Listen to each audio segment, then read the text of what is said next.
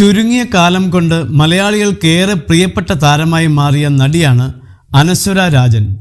2017 ഉദാഹരണം സുജാത എന്ന ചിത്രത്തിലൂടെ ബാലതാരമായാണ് അനശ്വര രാജൻ മലയാളത്തിലേക്ക് കടന്നു വരുന്നത്. എന്നാൽ 6 വർഷം കൊണ്ട് മലയാളത്തിലും മറ്റു ഭാഷകളിലും തൻ്റേതായ ഒരിടം സൃഷ്ടിക്കാൻ അനശ്വരയ്ക്കായി. ജയറാമിനെ നായകനാക്കി മിഥുൻ മാനുവൽ തോമസ് സംവിധാനം ചെയ്ത അബ്രഹാം ഓസ്ലറാണ് അനശ്വരയുടെ പുതിയ ചിത്രം.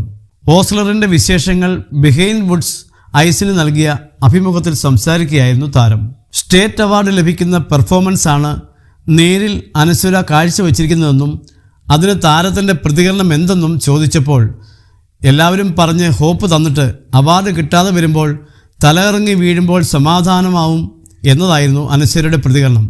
അനശ്വരയുടെ വാക്കുകൾ ഇങ്ങനെ: എന്നിട്ട് നിങ്ങളൊക്കെ ഇത് പറഞ്ഞ് ഹോപ്പൊക്കെ തന്ന് എനിക്കിവിടെ സ്റ്റേറ്റ് അവാർഡ് കിട്ടാതെ ഞാനിവിടെ തലകറങ്ങി വീഴുമ്പോൾ എല്ലാവർക്കും സമാധാനമാകും, അനശ്വര രാജൻ പറഞ്ഞു.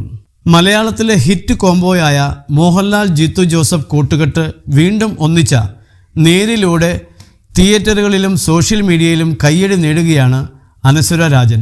കാഴ്ചയില്ലാത്ത സാറയായി താരം സ്ക്രീനിൽ നിറഞ്ഞു നിൽക്കുമ്പോൾ അത് അനശ്വര രാജൻ എന്ന നടിയുടെ കരിയറിൽ പുതുവെളിച്ചമായി മാറുന്നുണ്ട്. അഡ്വക്കേറ്റ് വിജയ് മോഹനായിട്ടാണ് മോഹൻലാൽ സിനിമയിൽ എത്തുന്നത്. ഒട്ടും ഹീറോയ്ക്കല്ലാത്ത നായകനായാണ് മോഹൻലാൽ സിനിമയിൽ പ്രത്യക്ഷപ്പെടുന്നത്. സിനിമയുടെ റിലീസിന് മുമ്പ് നടന്ന പ്രൊമോഷൻ അഭിമുഖങ്ങളിലെല്ലാം ജീത്തു ജോസഫ് ആവർത്തിച്ച് പറഞ്ഞ ഒരു കാര്യമുണ്ടായിരുന്നു: നേരെ ഒരു ഇമോഷണൽ കോർട്ട് റൂം ഡ്രാമയാണെന്ന്. അതേസമയം സിദ്ദിഖ്, പ്രിയാമണി, ശാന്തി മായാദേവി, ജഗദീഷ്, ശ്രീധന്യ, ഗണേഷ് കുമാർ എന്നിവരുമാണ് നേരിൽ മറ്റു കഥാപാത്രങ്ങളെ അവതരിപ്പിച്ചത്. തിരക്കഥ എഴുതിയിരിക്കുന്നത് ശാന്തി മായാദേവിയും ജീത്തു ജോസഫും ചേർന്നാണ്. നേരിൻ്റെ ഛായാഗ്രഹണം നിർവഹിക്കുന്നത് സതീഷ് കുറുപ്പും സംഗീതം വിഷ്ണു ശ്യാമുമാണ്.